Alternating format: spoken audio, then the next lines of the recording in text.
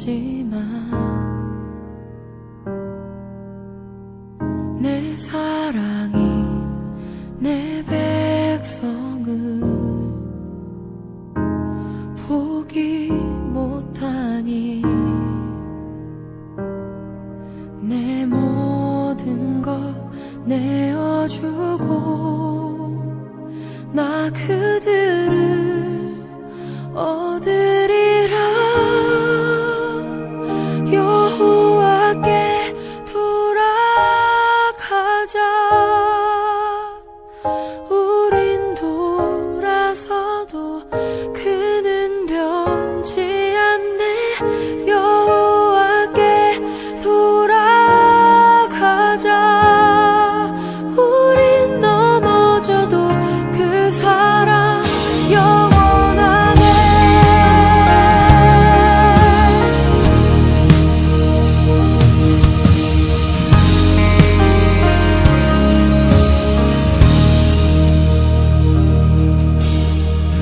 내 백성이 나를 떠나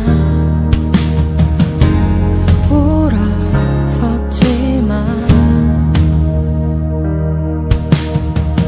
내 사랑이 내 백성을 포기 못하니 내 모든 것 내어주고 나 그들을 얻으리라. 여호와께 돌아가자.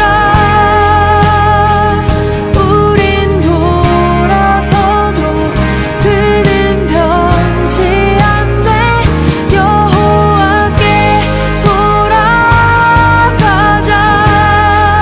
우린 넘어져도 그 사랑 영원하네. 사랑을 오래 참고 자신을 내어주네. 서로 사랑할 때 세상은 주보네. 사랑은 절대 지지 않네. 사랑을 오래 참고 자신을 내어주네. 서로 사랑할 때 세상은 주보네. 사랑은 절대 지지 않네. 여호와께 돌아가자. 우린 돌아서도 그는 변치 않네. 여호와께 돌아가자. 우린 넘어져도 그 사랑 영원하네. 여호와께 돌아가자. 우린 돌아서도 그는 변치 않네. 여호와께 돌아가자. 우린 넘어져도 그 사랑 영원하네.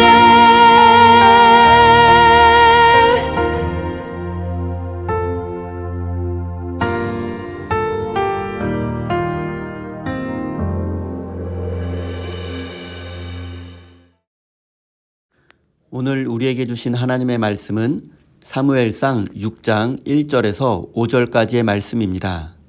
다 같이 화면을 보시면서 함께 읽겠습니다. 주님의 궤가 블레셋 사람의 지역에 머무른 지 7달이 되었을 때의 일이다.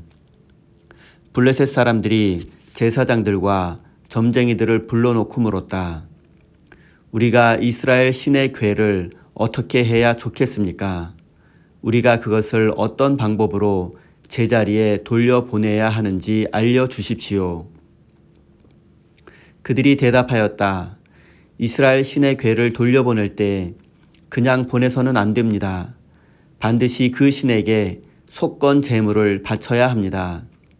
그러면 병도 나을 것이고 그 신이 왜 여러분에게 형벌을 거두지 않았는지도 알게 될 것입니다. 사람들이 다시 그 신에게 무슨 속건 제물을 바쳐야 좋겠습니까? 하고 물었다.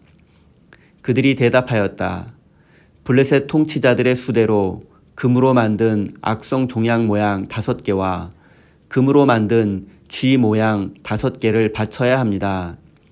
여러분과 여러분의 통치자들이 모두 똑같이 재앙을 당하였기 때문입니다. 그러므로 여러분은 악성 종양 모양과 이 땅을 해치는 쥐의 모양을 만들어서 바치고 이스라엘의 신에게 예를 차리십시오. 그러면 그분이 혹시 여러분과 여러분의 신과 여러분의 땅을 내리치던 손을 거두실지도 모릅니다. 아멘. 하나님께서 이 말씀을 통하여 우리에게 은혜 주시기를 원합니다.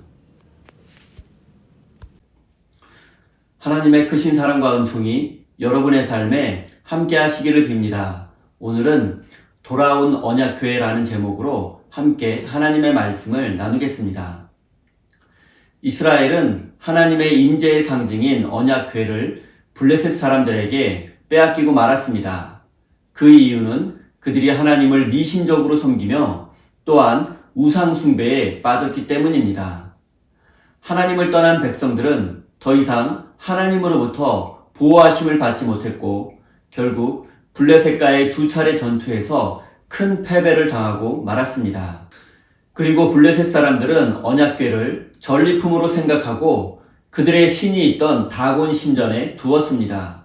하지만 언약궤로 인해서 다곤 신상이 파괴되었고 블레셋의 모든 도시들에 전염병이 창궐하게 되었습니다. 그래서 그들은 언약궤를 통해서 역사하시는 하나님을 두려워하게 되었고 언약궤를 다시 이스라엘로 돌려보내기로 결정하게 되었습니다. 최고의 전리품이었던 언약궤를 이스라엘로 돌려보낸다는 것은 자신들의 승리를 부정하는 것이었지만 그들은 그렇게 해야지만 전염병이 멈출 것이라고 생각했기 때문에 언약궤를 돌려보내기로 한 것입니다. 블레셋 사람들은 언약궤를 전리품처럼 여기며 하나님을 포로로 잡았다고 생각했습니다. 그리고 언약궤가 블레셋 사람들의 땅에 사로잡혀 있던 시간은 무려 7개월이나 되었습니다. 하지만 이스라엘 사람들은 그 7개월 동안 언약궤를 찾기 위한 그 어떤 노력도 하지 않았습니다. 언약궤는 이스라엘 백성들에게 가장 소중한 것입니다. 그렇다면 그것을 되찾기 위해서 할 수 있는 모든 방법을 동원하고 최선을 다해야 했습니다. 그러나 그들은 아무런 노력도 하지 않았습니다. 하나님 앞에 엎드리고 죄를 회개하고 언약궤를 다시 되찾을 방법을 강구하는 것이 정상이었지만 그들은 언약궤를 잊어버리고 살았습니다. 그리고 언약궤를 잊어버리고 살았다는 것은 그들이 하나님 없는 삶을 살았다는 것을 의미하기도 합니다. 그러는 사이 언약궤는 홀로 다곤신과 싸워 승리했고 블레셋 사람들에게 재앙을 내렸습니다. 그들은 언약궤가 자신들과 함께 있는 한 하나님의 재앙이 계속될 것이라고 생각하기에 이르렀습니다.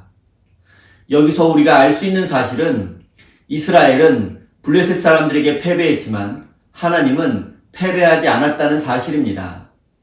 하나님은 홀로 블레셋 진영으로 쳐들어가 그들을 심판하신 것입니다. 그리고 이제 그 언약궤가 이스라엘 땅으로 돌아오게 되었습니다. 이제 블레셋 사람들은 언약궤를 통해서 하나님의 능력을 알게 되었습니다. 그리고 이제 중요한 것은 언약궤를 어떻게 돌려보낼 것인가 하는 것이었습니다.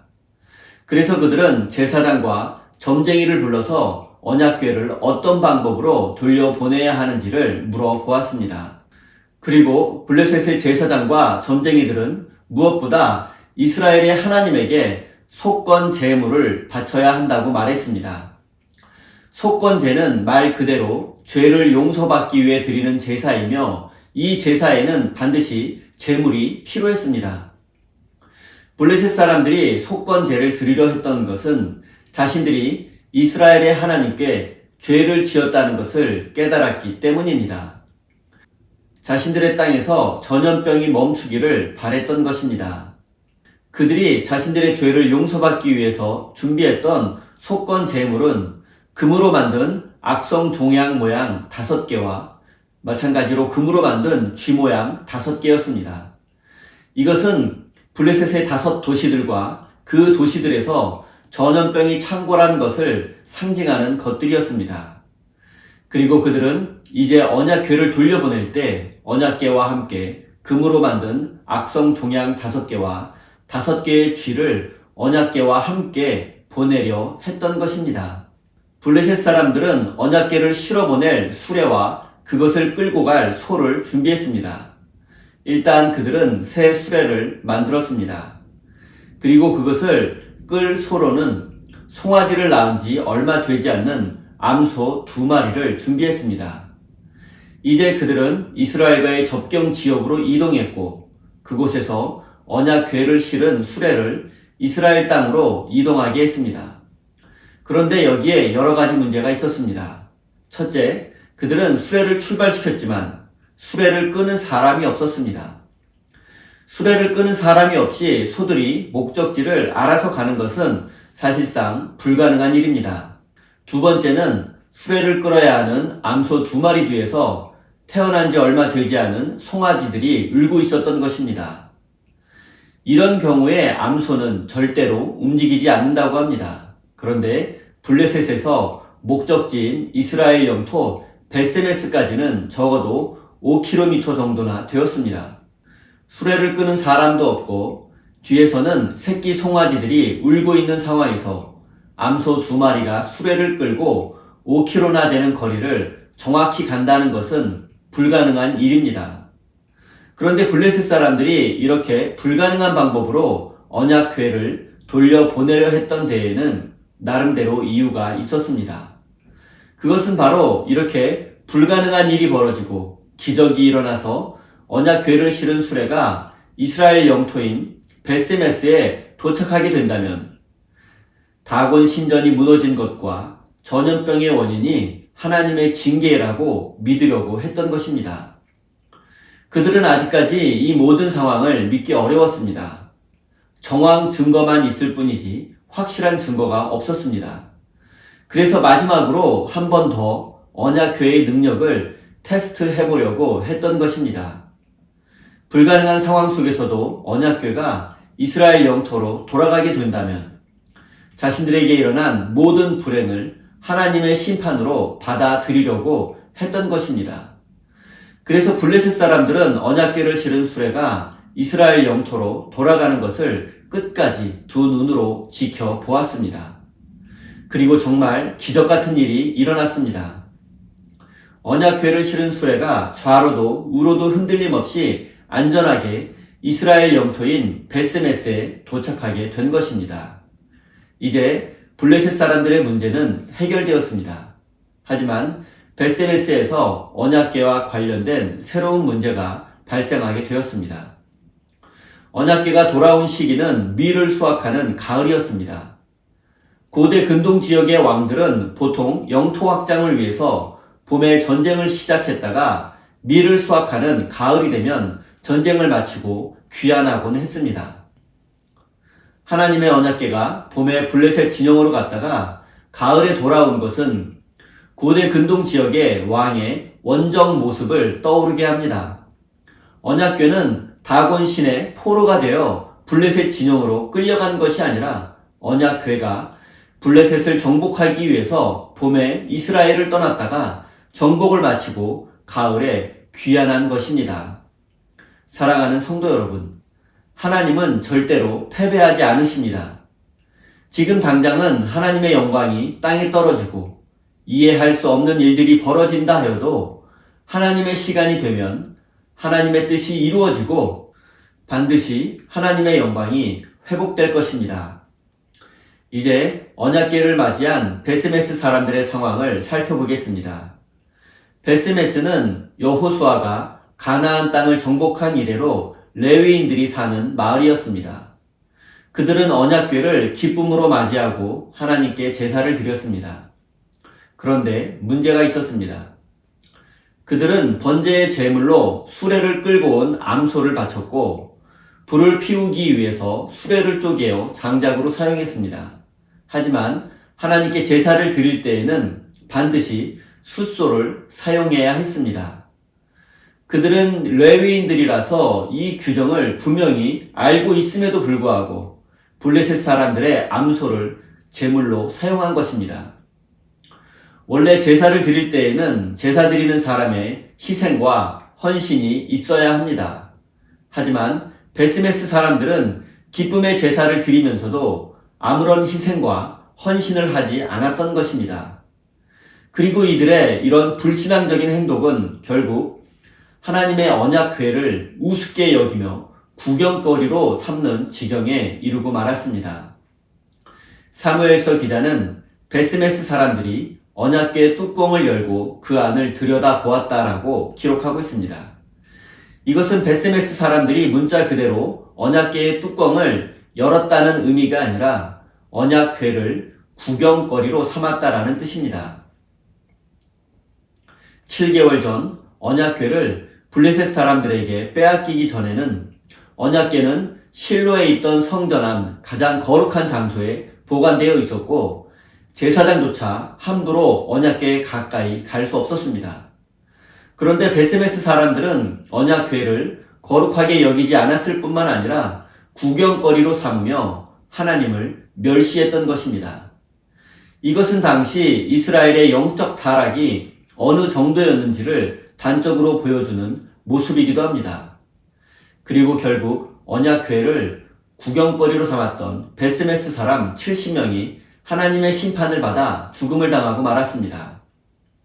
사랑하는 성도 여러분, 하나님은 우리의 구경거리가 아닙니다. 하나님의 언약궤, 하나님의 말씀, 하나님의 뜻과 계획은 우리가 다 이해할 수 없고 알 수 없지만 하나님은 언제나 우리의 예배의 대상입니다. 우리가 다 이해할 수 없고 알 수 없다 하여도 하나님의 말씀과 뜻을 가볍게 여겨서는 안 됩니다. 블레셋 사람들조차 하나님의 언약궤를 거룩하게 여겨 돌려보냈는데 이스라엘 백성들이 언약궤를 구경거리로 삼으며 하찮게 취급했던 것입니다. 사랑하는 우리 세인교회 성도 여러분, 우리가 말로는 하나님을 거룩하다 하면서도 하나님의 뜻을 실천하지 않는다면 우리도 언약궤를 구경거리로 삼았던 베스메스 사람들처럼 하나님의 심판을 받게 될 것입니다. 언약궤 그리고 하나님의 말씀과 뜻을 거룩하게 여기며 순종하는 참된 믿음의 사람이 되어서 하나님의 영광을 세상에 나타내는 복된 인생이 되기를 바랍니다. 우리 다 함께 주신 말씀 가슴에 새기며 기도의 자리로